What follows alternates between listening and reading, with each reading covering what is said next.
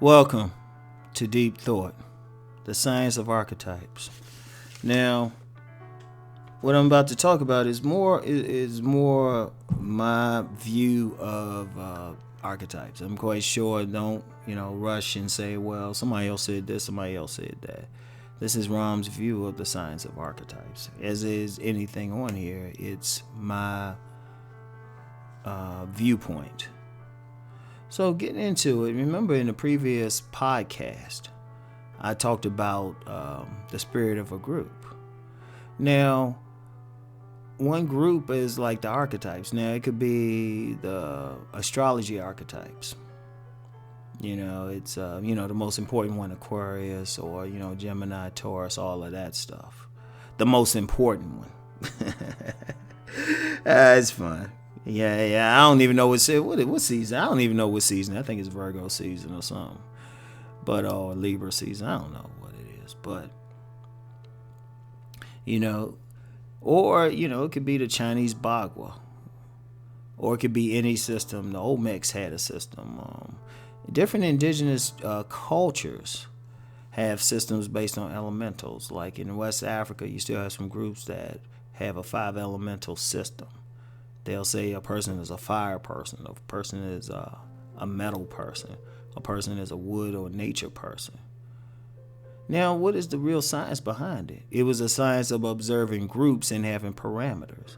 Now, astrology, whether it's Western or whether it's Chinese through the Bagua, developed, and you understand these things developed over a period of time. It wasn't like, we tend to take for granted the stuff that happens now. We think it happens overnight, but in indigenous cultures, especially in ancient great civilizations, they developed a science of people, and they did it through observation.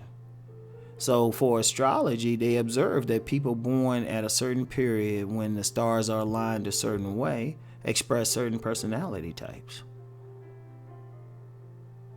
So that's how that developed. The same thing with the Bagua. And then, of course, it was the Chinese Bagua. Of course, you got to take in consideration the culture, but that is a part of it. And that is in a form of group spirit when you say an archetype. Because the people born in there, of course, will have different personalities, but they will fit a certain archetype. And it's interesting to think about, because you can do it anyway. I mean, in modern society, you have an archetype because they behaved a certain way. Now, anybody follow my men's channel know that. Wait a minute for a second. Let me not misspeak. Okay. I wanted to make sure I ain't get it wrong. Understand, when I do these podcasts, if you're hearing it today, I recorded it on Monday. But anybody follow my men's channel know I talked about next level understanding of select, non-select. But even then, what's there now is still good. It's still a foundation. It was just taken to another level. Now, when I talk about the 4 archetypes of men, the nice guy, the gamesman, the masked man, and Mr. Goodbar, all of them fit a certain archetype. Because from the observations, certain people exhibited these behaviors, like a Mr. Goodbar, decent body, looks, charisma, all of that, and they fit into it nice and neatly.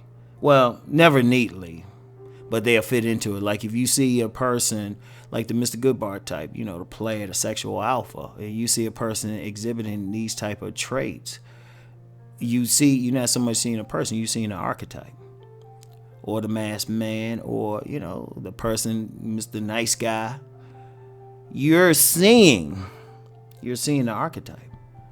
Because remember, one of the things to understand, there's always evolution, and people evolved. like the show, and I'm gonna get into. Well, no, I'm gonna save that comment for the next show, for the next one. But just understand now. Just understand now. That's how it develops. And you can see it because, like I say, we're doing it in a modern time. You know, like I just gave you something for the stuff I present in my work, but you know, if you go through, it's like this. I was trying to figure out how to explain it.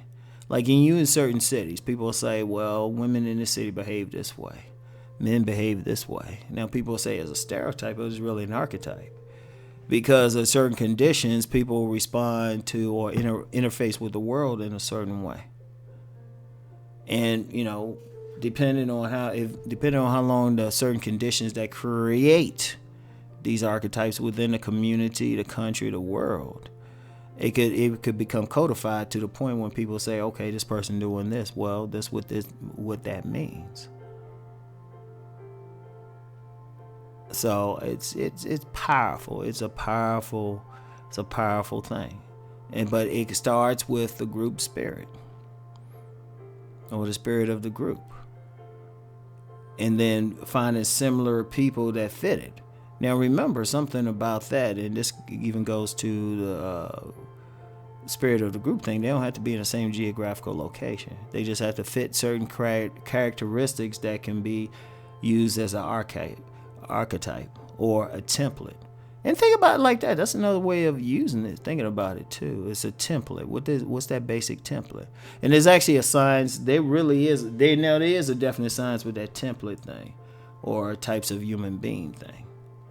But that takes it to another level, and I'll deal with that at another day. But understand that's the group thing. It's like, okay, certain people who look this way stand that way. And it could be a combination. It could be a combination of factors. Okay, people, because of the group spirit of a certain religious organization, the people involved with it will develop a group spirit, and you could say then outside of it, it's like you can write down that archetype.